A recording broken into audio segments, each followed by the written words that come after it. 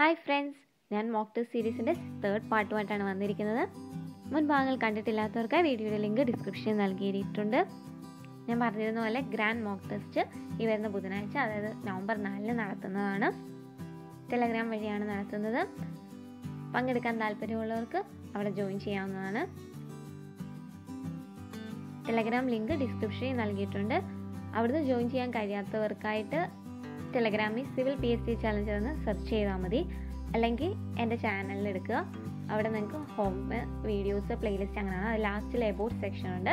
About സെക്ഷനിൽ ടെലഗ്രാമിൽ link കൊടുത്തിട്ടുണ്ട്. അവിടെ നിന്ന് ജോയിൻ ചെയ്യാവുന്നതാണ്.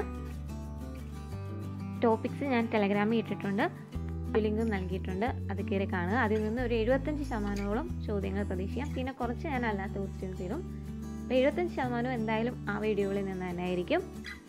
അപ്പോൾ വീഡിയോയിലേക്ക് കടക്കുന്നതിന് മുമ്പായി ഏവർക്കും എൻ്റെ യൂട്യൂബ് ചാനലിലേക്ക് സ്വാഗതം. സബ്സ്ക്രൈബ് ചെയ്യാത്ത ആരെങ്കിലും എൻ്റെ വീഡിയോ കാണുന്നുണ്ടെങ്കിൽ ദയവായി ലൈക്ക് ചെയ്യുക, ഷെയർ ചെയ്യുക, സബ്സ്ക്രൈബ് ചെയ്യുക. ഇൻസ്ട്രക്ഷൻസ് നോക്കാം. ക്വസ്റ്റ്യൻസ് 20 ഉണ്ട്. ഓരോ ശരിയുത്തരത്തിനും +1 മാർക്ക് ലഭിക്കും. ഓരോ തെറ്റുത്തരത്തിനും -1/3 മാർക്ക് ലഭിക്കും. ഓരോ ക്വസ്റ്റ്യൻ അറ്റൻഡ് ചെയ്യാനും 10 സെക്കൻഡ് ലഭിക്കുന്നതാണ്. 10 സെക്കൻഡിന് ശേഷം സ്ക്രീനിൽ ആൻസർ തെളിയുന്നതാണ്. ആദ്യം ഒരു പേനയും പേപ്പറും എടുക്കുക, അല്ലെങ്കിൽ OMR ഷീറ്റ് എടുക്കുക. എന്നിട്ട് അതിനകത്ത് അറ്റൻഡ് ചെയ്യുക. നെഗറ്റീവ് മാർക്ക് കുറയ്ക്കാൻ ശ്രദ്ധിക്കുക. മാർക്ക് കമൻറ്റ് ചെയ്തിരിക്കുന്നതുകൊണ്ട് പലർക്കും ഇമ്പ്രൂവ്മെൻ്റ് ഉണ്ട്. അപ്പോൾ എല്ലാവരും ഇന്നത്തെ മാർക്ക് കമൻറ്റ് ചെയ്യുക. നെഗറ്റീവ് മാർക്ക് കുറച്ചിട്ട് കമൻറ്റ് ചെയ്യുക. അപ്പോൾ നമുക്ക് വീഡിയോയിലേക്ക് കടക്കാം. First question: traps are used in the household drainage system too.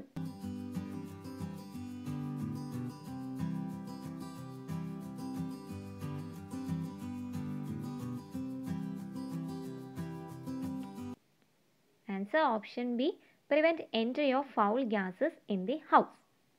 Next, if the expected turbidity of water is more than 5000 ppm, the turbidity meter used for analysis is.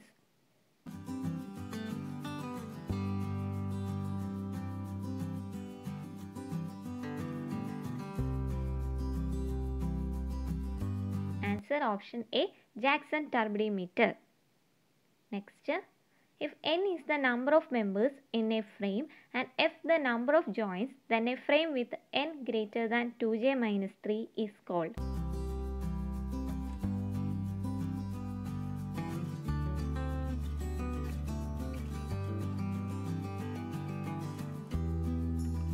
Answer option C: redundant frame. n equal to 2j-3 ആണെങ്കിൽ അതിന് നമുക്ക് perfect frame എന്ന് പറയാം. Next, the characteristic strength of concrete is defined as that compressive strength below which not more than.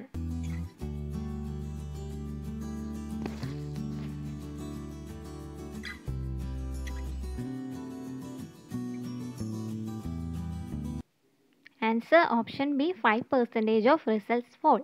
The characteristic strength of concrete is defined as that compressive strength below which not more than 5% of results fall. Next question. Irrigation canals are generally aligned along.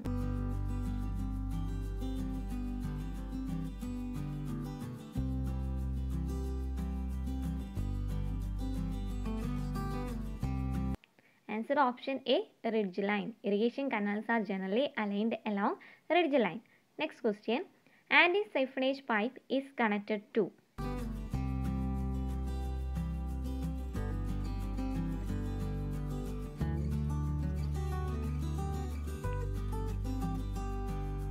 Answer option C: top of P-trap, water closet. Next, for controlling algae, the most commonly used chemical is.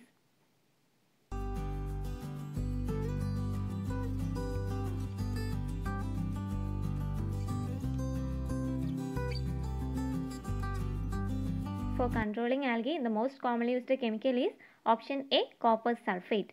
Next, the best direction of runway is along the direction of.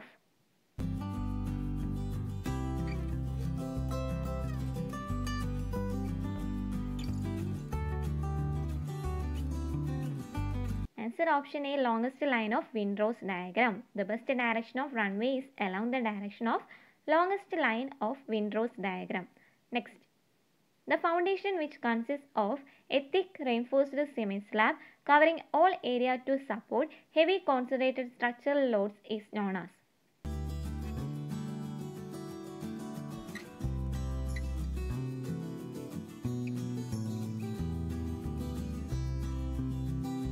Answer option C, raft footing. The foundation, which consists of a thick reinforced cement slab covering all area to support heavy concentrated structural loads, is known as raft footing. Next question. To prevent creep in rails, the steel sleepers are fixed with the rails by clips, bolts and.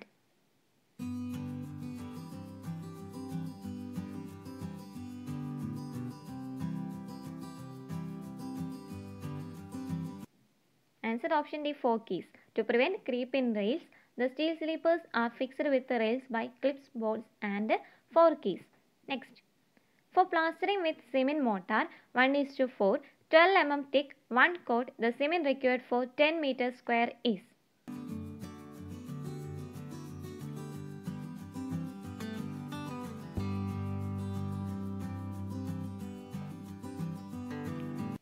Answer option D, 54 kilogram. ഇതെങ്ങനെ കണ്ടുപിടിക്കുമെന്ന് നോക്കാം. Quantity calculation എപ്പോഴും ചോദിക്കുന്നതാണ്. ഇപ്പോൾ ഇവിടെ 1:4 എന്നാണ് നമ്മുടെ proportion. അതിൽ ആദ്യത്തേത് സിമെൻറ്റും രണ്ടാമത്തേത് ഫൈൻ അഗ്രേറ്റ് അല്ലെങ്കിൽ സാൻഡ് ആണെന്നറിയാം. ഇപ്പം നമ്മൾ 1:4ഉം പ്ലാസ്റ്ററിങ് വിത്ത് 12 mm തിക്ക് ആണെങ്കിൽ നമ്മൾ സാൻഡിൻ്റെ വോളിയം എന്ന് പറയുന്നത് 0.15 മീറ്റർ ക്യൂബ് എന്നാണ് എടുക്കുന്നത്. 0.15 മീറ്റർ ക്യൂബ് എന്നാണ് എടുക്കുന്നത്. 12 mm തിക്ക് പ്ലാസ്റ്ററിങ് മോട്ടാർ സിമെൻറ്റ് മോട്ടാർ എന്ന് പറഞ്ഞാൽ 1:4, 1:5, 1:6 ഇതിനെല്ലാം നമ്മൾ എടുക്കുന്ന വോളിയം എന്ന് പറയുന്നത് 0.15 metre cube sand per 10 metre square ആണ്. 0.15 metre cube sand per 10 metre square ആയിട്ടാണ് എടുക്കുന്നത്. ഇത് ഓർത്ത് വെച്ചിരിക്കുക.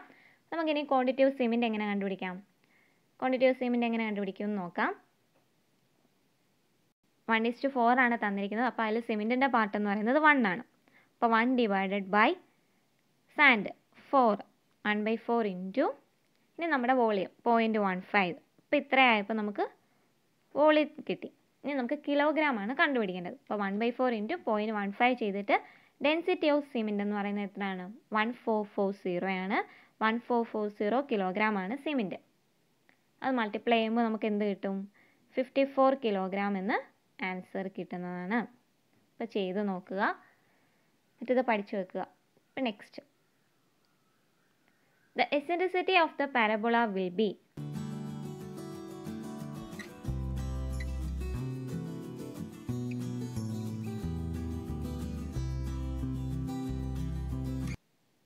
Answer option B, equal to 1. പാരബോളയുടെ എസെൻട്രിസിറ്റി ഈക്വൽ ടു 1 ആണ്.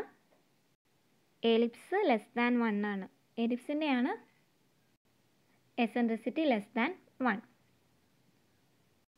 ഈക്വൽ ടു 1 ആണെങ്കിൽ പാരബോള, ഗ്രേറ്റർ ദാൻ 1 ആണെങ്കിൽ ഹൈപ്പർബോള. ഗ്രേറ്റർ ദാൻ 1 ആണെങ്കിൽ ഹൈപ്പർബോള. 0 ആണെങ്കിൽ ഏതാണ്? സർക്കിളാണ്. എസെൻട്രിസിറ്റി 0 ആണെങ്കിൽ സർക്കിളാണ്. അപ്പോൾ എസെൻട്രിസിറ്റി ഓഫ് പാരബോള എന്ന് പറയുന്നത് ഈക്വൽ ടു 1 ആണ്. എലിപ്സിന് ലെസ് ദാൻ 1 ആണ്. Hyperbola greater than 1, circle 0. ഇതൊക്കെ ചോദിച്ചിട്ടുള്ളതാണ്. അപ്പോൾ next question, the line joining the point of intersection of crosshairs and optical center of the object glass and its continuation.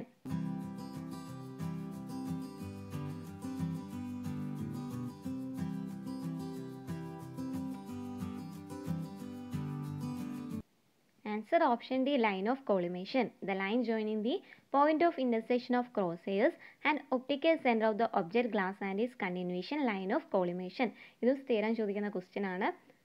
Next, glass used in making windscreen of car is.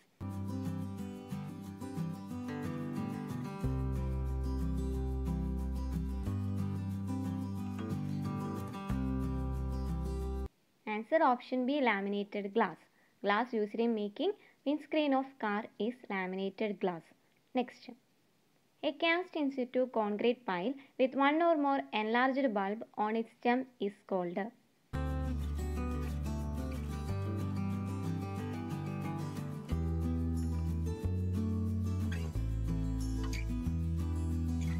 Answer option C, under-rimmed pile. A cast in situ concrete pile with one or more enlarged bulb on its stem is called under-rimmed pile.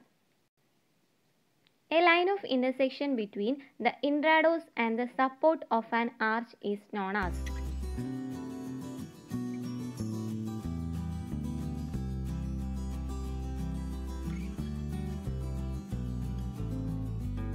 Answer option A, springing line. A line of intersection between the intrados and the support of an arch is known as springing line. Next, if vertical piezometer tubes are fitted at different points along the length of a pipe through which a liquid flowing, then the line joining the liquid levels in a piezometer tube is termed as.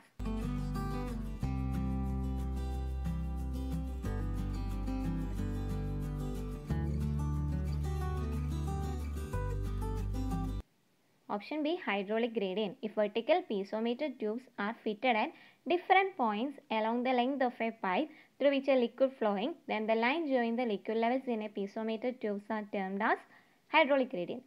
Next, the line joining points on a map where the amount of precipitation recorded in a given period is the same is called.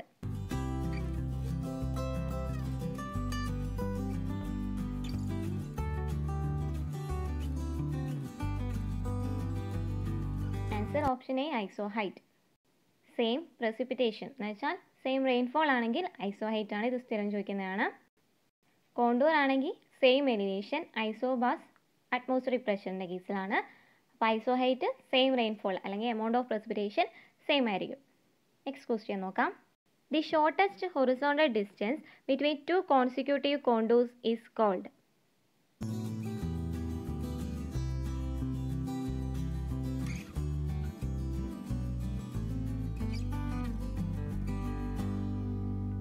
Answer option A, horizontal equivalent. The shortest horizontal distance between two consecutive contours is called horizontal equivalent. Horizontal distance ആണെങ്കിൽ horizontal equivalent ആണ്. Vertical distance ആണെങ്കിൽ contour interval ആണ്. Okay. Horizontal distance horizontal equivalent, vertical distance ആണെങ്കിൽ contour interval ആണ്. Next. An example for an endogenous tree is.